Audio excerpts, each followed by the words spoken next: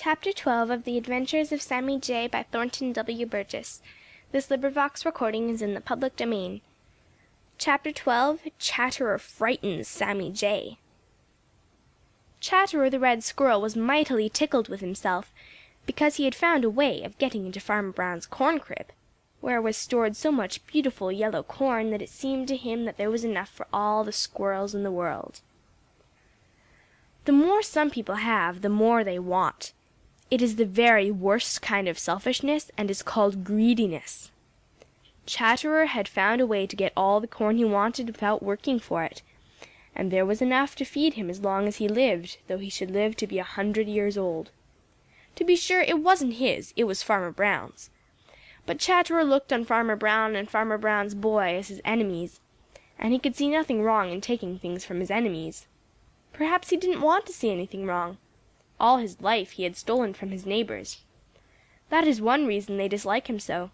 Anyway, if ever a little voice down inside tried to tell him that he was doing wrong, Chatterer didn't listen to it. Perhaps after a while the little voice grew tired and didn't try any more. After Chatterer had made a few successful trips to the corn crib, he began to look upon it as his own. He would sometimes hide in the old stone wall, where he could watch Farmer Brown's boy open the door of the corn crib and fill a basket with yellow ears to feed to the hens and the pigs and the horses. At such times Chatterer would work himself into a great rage, as if Farmer Brown's boy were stealing from him.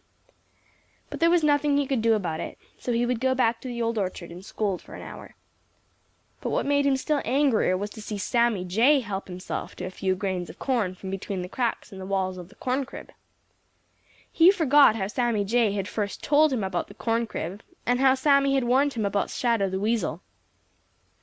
That is the trouble with greed. It forgets everything but the desire to have and to keep others from having. Chatterer didn't say anything to Sammy Jay, because he knew it would be of no use. Besides, if he did, Sammy might meet him over in the corn crib some day and make such a fuss that Farmer Brown's boy would find him.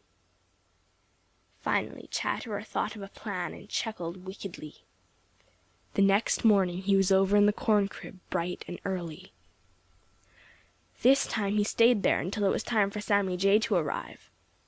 Peeping out of the hole by which he came and went, he saw Sammy come flying from the old orchard.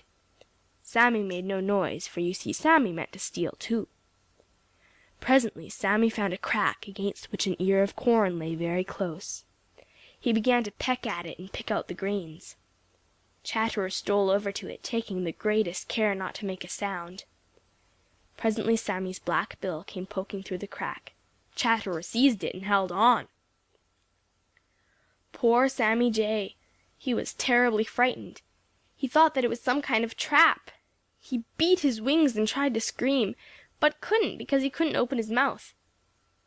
Then Chatterer let go so suddenly that Sammy almost fell to the ground before he could catch his balance. He didn't wait to see what had caught him. He started for the Green Forest as fast as his wings could take him, and as he went he screamed with fright and anger. Chatterer chuckled, and his chuckle was a very wicked-sounding chuckle. "I guess," said Chatterer, "that Sammy Jay will leave my corn alone after this." End of chapter 12.